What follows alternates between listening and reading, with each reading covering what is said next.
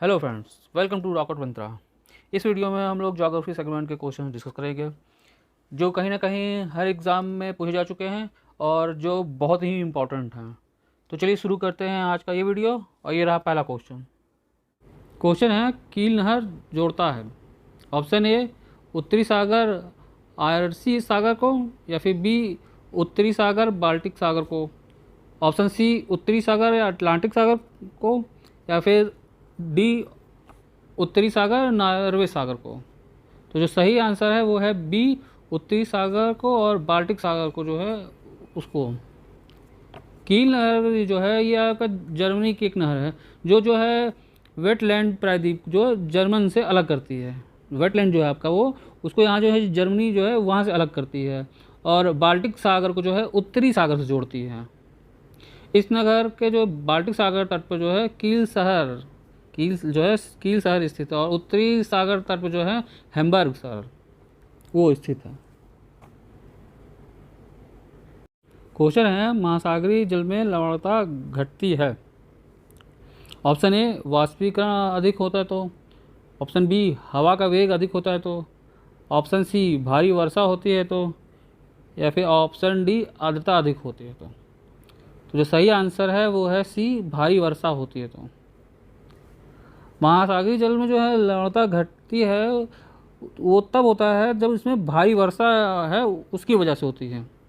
विस्तृतीय रेखीय क्षेत्रों में जो है उच्च तापमान के बावजूद जो अधिक वर्षा होने के कारण यहाँ पे जो है अधिक लवणता नहीं पाई जाती है। और महासागरीय जल में विभिन्न कारणों से जो है लवणता कम होती है। उसका एक कारण जो है उसमें नदियों का जल जब आके मिलता है, वायुदाब और पवन की वजह से होता है, सागरीय जल की गति लवणता की जो है मात्रा को ये सब जो है वो घटा देती है। मतलब ये जो है कि आपका जो सागरीय जल में जो लवणता का घटाने का मेन जो है उसमें एक है आपका अधिक वर्षा, और फिर है नदियों का जल आके मिलना सागरीय जल में, फिर वायुदाब और पवन के द्वारा, और सागरीय जल की जो गतियाँ होती हैं इनकी वजह से जो होता है लवणता जो होती है सागरों की घटती है।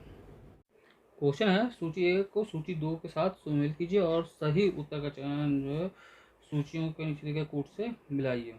तो इसमें जो है एक तरफ जो है आपका सूची एक में नदियां हैं और सूची दो में जो है आपका जलप्रपात हैं। तो जो आपका पहला है ये शरावती नदी जो है ये आपका इस पे जो है आपका जलप्रपात जो है ये जोग। फिर ऑप्शन बी में जो है स्वर्ण रेखा नदी है, तो स्वर्ण रेखा नदी पर जो आपका जलप्रपात है वो हुंडरू है। फिर तीसरा जो आपका है कावेरी नदी, तो कावेरी नदी का जो आपका जलप्रपात है ये आपका शिव समुद्रम है। और जो ऑप्शन डी है आपका नर्मदा नदी, तो नर्मदा नदी का जो आपका है जलप्रपात ये आपका धुआंधार जलप्रपात है। अगला क्वेश्चन है, दून घाटी कहाँ पाई जाती हैं। ऑप्शन ए महान हिमालय में, बी लघु हिमालय में, सी शिवालिक हिमालय में, या फिर डी उपरोक्त किसी में से नहीं। तो इसका जो सही आंसर है वो है सी शिवालिक हिमालय में। शिवालिक हिमालय जो है अपने उत्तर में स्थित मध्य हिमालय से सीमांत द्वारा जो है अलग होती है। यहीं पे जो है आपका अनेक घाटियाँ पाई जाती हैं जिनमें पश्चिम व मध्य भाग में जो है दून, और जो है पूर्वी भाग में जो है द्वार कहा जाता है। इसका जो संपूर्ण पर्वतों भाग जो है ये जल्दी और वनाच्छादित है। क्वेश्चन है, टोड जनजाति का निवास क्षेत्र है। ऑप्शन ए इलायची एवं नीलगिरी की पहाड़ियाँ, ऑप्शन बी छोटा नागपुर पठार, सी हिमालय का तराई क्षेत्र, या फिर डी अरावली व सतपुड़ा का पर्वतीय क्षेत्र।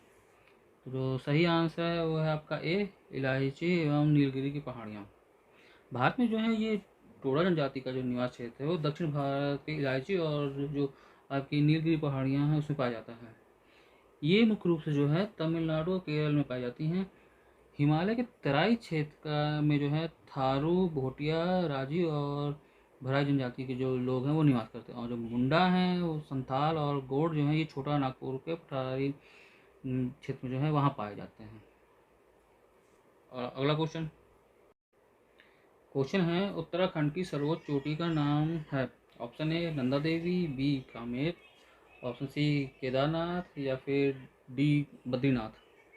तो जो सही आंसर है वो है ए नंदा देवी।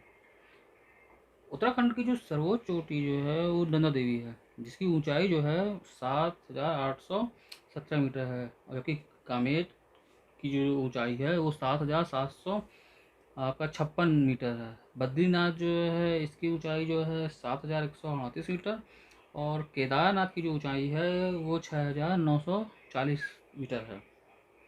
हिमालय पर्वतमाला की जो सबसे ऊंची चोटी है वो तो आपका है माउंट एवरेस्ट है, जिसकी ऊंचाई जो है 8,848 मीटर थी। जब संशोधित होकर मतलब कि जो नए आंकड़े आए हैं उसके अनुसार जो है अब जो है 8,850 मीटर हो गई हैं। क्वेश्चन है, उष्णकटिबंधीय चक्रवातों के बारे में निम्नलिखित में से कौन सा कथन सही नहीं है। ऑप्शन ए, उष्णकटिबंधीय चक्रवात मूसलाधार बारिश देते हैं, ये सही है। ऑप्शन सी, वे 8 अंश उत्तरी व दक्षिणी अक्षांश में उद्गमित होते हैं, ये भी सही है। ऑप्शन डी, वे दक्षिणी अटलांटिक महासागर में नहीं पाए जाते हैं, ये भी सही है। ये जो है उत्तरी अटलांटिक महासागर में पाए जाते हैं। फिर जो बचता आपका ऑप्शन ये बी, उन्हें फिलीपींस में टाइफून के नाम से जाना जाता है, ये गलत है। फिलीपींस में टाइफून के नाम से नहीं, बेंगुई नाम से जाना जाता है। तो आपका जो ऑप्शन बी है ये सही है। उष्णकटिबंधीय चक्रवातों को जो है चीन में टाइफून के नाम से जाना जाता है, जापान में मिरेली, बंगाल की खाड़ी में जो है चक्रवाती के नाम से जाना जाता है, फिर कैरेबियन सागर में टॉर्नेडो के नाम से जाना जाता है, ऑस्ट्रेलिया में जो है इन्हें विली विली के नाम से जाना जाता है। अगला क्वेश्चन है, वायुमंडल की कौन सी परत पृथ्वी के महासागरों की सतह के संपर्क में है। ऑप्शन ए, समताप मंडल, बी मध्यमंडल, सी जलमंडल, या फिर डी क्षोभ मंडल। तो जो सही आंसर है वो है आपका ऑप्शन डी क्षोभ मंडल। वायुमंडल की परतों में जो है ये क्षोभ मंडल की परत जो है पृथ्वी की जो है महासागरों की सतह के संपर्क में रहता है। क्षोभ मंडल जो है वायुमंडल की जो है सबसे निचली और सबसे सघन परत है, जिसमें जो है वायुमंडल के संपूर्ण भाग का जो लगभग 75% भाग जो है वो पाया जाता है। इस परत में जो है औसत ऊंचाई जो है लगभग जो है 14 किलोमीटर मानी जाती है, मतलब इसमें 14 किलोमीटर है इसकी ऊंचाई।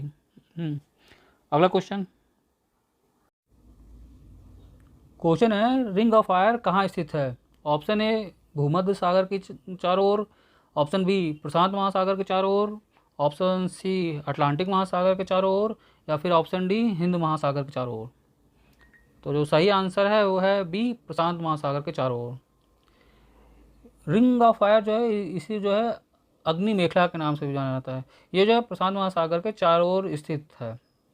इस स्थान पर जो विश्व की ज्वालामुखियों का 2/3 भाग जो है इसी सागर के दोनों तटों पर भाग जो द्वीप और समुद्री द्वीपों के समूह के चारों तरफ जो है सहारे पाया जाता है, इसलिए इसे जो है प्रशांत महासागर को अग्निवलय पेटी के नाम से भी जाना जाता है। क्वेश्चन है, गंगा का डेल्टा निम्न में से किस प्रकार के डेल्टा का उदाहरण है। ऑप्शन ए, पक्षी पंजा डेल्टा, बी ज्वालामुखी डेल्टा, सी चापाकार डेल्टा, या फिर डी रुंडित डेल्टा।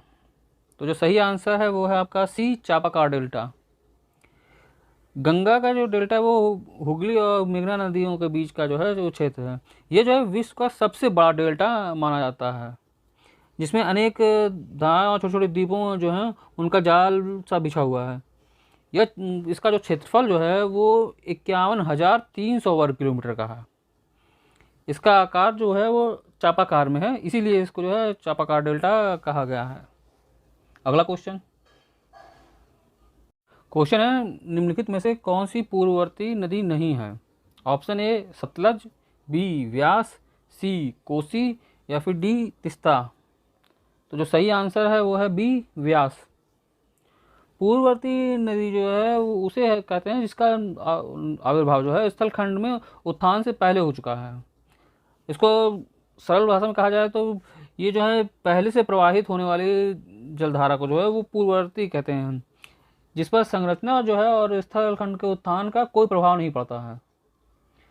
पूर्ववर्ती नदियों को जो है ये अक्रमवर्ती जलधारा भी जो है कहा जाता है। ये जलधाराएं जो होती हैं स्थानीय ढाल का अनुसरण नहीं करती हैं, हिमालय के जो है ये अधिकांश प्रमुख नदियाँ जो है वो पूर्ववर्ती हैं। जैसे आपका हो गया सिंधु है, सतलज है, ब्रह्मपुत्र है, गंगा है, घाघरा है, काली है, गंडक है, कोसी है, तीस्ता है।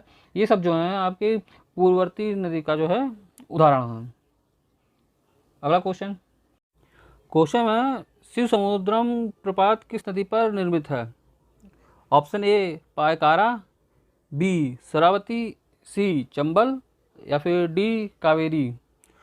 तो इसमें जो सही आंसर है वो है आपका डी कावेरी। शिव समुद्रम जो ये जलप्रपात है ये कावेरी नदी पर जो है निर्मित है।